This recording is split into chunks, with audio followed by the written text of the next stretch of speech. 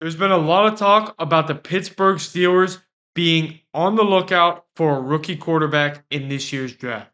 And it just so happens that the race for QB number 3 is going on in Mobile, Alabama at this year's Senior Bowl.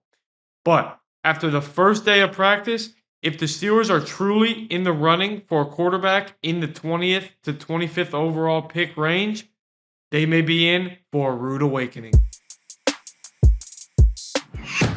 Hey everyone, Rob Gregson of A to Z Sports Pittsburgh, and today we're going to discuss why the Steelers drafting a quarterback with their first round pick would be a massive mistake.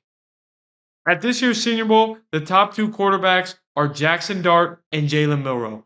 And on day one of the Senior Bowl, neither had a good performance, but the quarterback who's been tied to the Steelers the most, being Jalen Milroe, struggled mightily.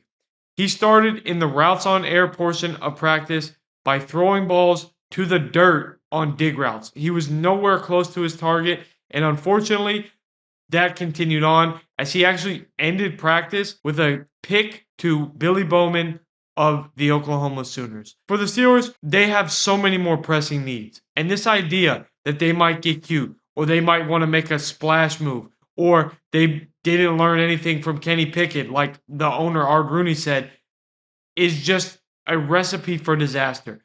They have so many more pressing needs. The defensive line, the secondary, the wide receiver core, shoot, even a running back. I mean, if the Steelers were to take Aston Genty over a quarterback, I don't think anybody would blink twice just because of what this class has produced. So they're getting an up close and personal look at this year's crop, or at least the majority of this year's crop.